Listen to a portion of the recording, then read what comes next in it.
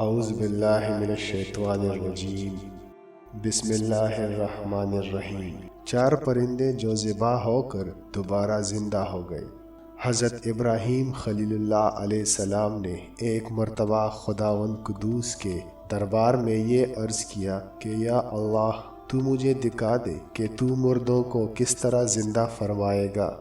تو اللہ تعالیٰ نے فرمایا کہ اے ابراہیم، کیا اس پر تمہارا ایمان نہیں ہے؟ تو آپ نے عرض کیا کہ کیوں نہیں، میں اس پر ایمان تو رکھتا ہوں، لیکن میری تمنا یہ ہے کہ اس منظر کو اپنی آنکھوں سے دیکھ لوں تاکہ میرے دل کو قرار آ جائے۔ تو اللہ تعالیٰ نے فرمایا کہ تم چار پرندوں کو پالو اور ان کو خوب کھلا پلا کر اچھی طرح ان کو بڑا کر لو، پھر تم انہیں ذبح کر کے اور ان کا قیمہ بنا کر اپنے گرد و نواح کے چند پہاڑوں پر توڑا توڑا گوشت رکھ دو۔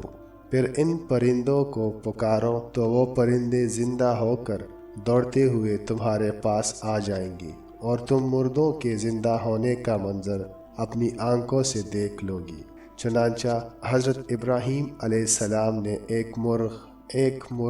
ایک کبوتر، ایک گدھ اور ایک مور، ان چار پرندوں کو پالا اور ایک مدت تک ان چاروں پرندوں کو کھلا پلا کر خوب بڑا کر لیا۔ پھر ان چاروں پرندوں کو، ایک مرغ، ایک کبوتر، ایک گدھ اور ایک مور، ان چار پرندوں کو پالا اور ایک مدت تک ان چاروں پرندوں کو کھلا پلا کر خوب بڑا کر لیا۔ پھر ان چاروں پرندوں کو ذبح کر کے ان کے سروں کو اپنے پاس رکھ لیا اور ان چاروں کا قیمہ بنا کر توڑا توڑا گوشت اطراف اور جوانب کے پہاڑوں پر رکھ دیا اور دور سے کھڑے ہو کر ان پرندوں کا نام لے کر پکارا کہ یا ایھا الدیکو، یا ایھتھا الحمامۃ،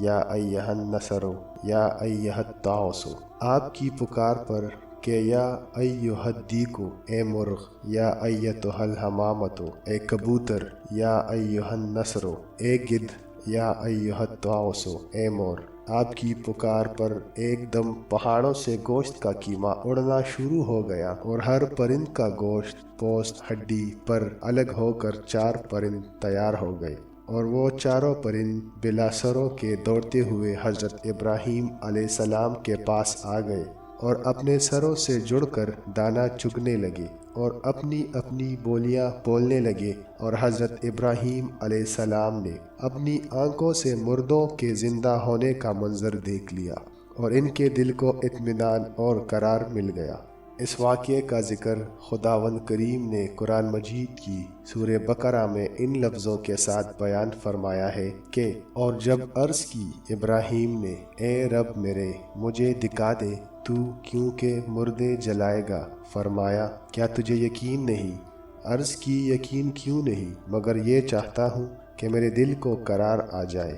فرمایا تو اچھا، چار پرندے لے کر اپنے ساتھ ہلا لے، پھر ان کا ایک ایک ٹکڑا ہر پہاڑ پر رکھ دے۔ فرمایا تو اچھا، چار پرندے لے کر اپنے ساتھ ہلا لے، پھر ان کا ایک ایک ٹکڑا ہر پہاڑ پر رکھ دے، پھر انہیں بلا، وہ تیرے پاس چلے آئیں گے پاؤں سے دوڑتے، اور جان رکھ کے اللہ غالب حکمت والا ہے۔ سورہ بقرہ آیت 260۔ حضرت ابراہیم علیہ السلام نے جن چار پرندوں کو ذبح کیا، ان میں سے ہر پرند ایک بری خصلت میں مشہور ہے۔ مثلا مور کو اپنی شکل اور صورت کی خوبصورتی پر گھمنڈ رہتا ہے، اور مرغ میں کثرت اور شہوت کی بری خصلت ہے، اور گدھ میں حرص اور لالچ کی بری عادت ہے، اور کبوتر کو اپنی بلند پروازی اور اونچی اڑان پر غرور ہوتا ہے۔ تو ان چاروں پرندوں کی ذبح کرنے سے ان چار خصلتوں کو ذبح کرنے کی طرف اشارہ ہے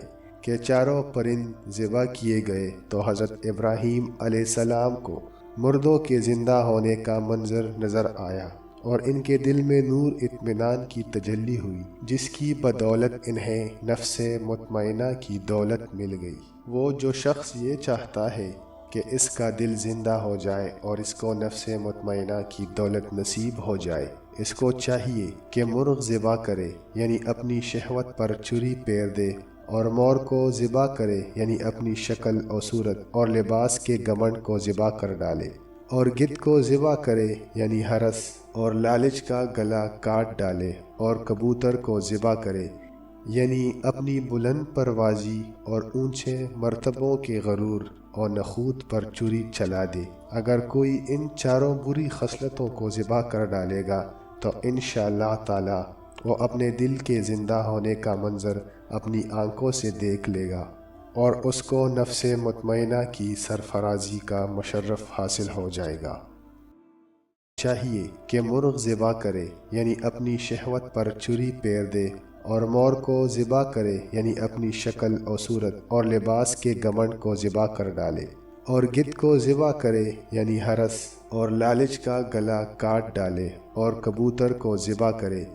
یعنی اپنی بلند پروازی اور اونچے مرتبوں کے غرور اور نخوت پر چھری چلا دے۔ اگر کوئی ان چاروں بری خصلتوں کو ذبح کر ڈالے گا تو انشاءاللہ تعالی وہ اپنے دل کے زندہ ہونے کا منظر اپنی آنکھوں سے دیکھ لے گا، اور اس کو نفس مطمئنہ کی سرفرازی کا مشرف حاصل ہو جائے گا سے دیکھ لے گا اور اس کو نفس مطمئنہ کی سرفرازی کا مشرف حاصل ہو جائے گا۔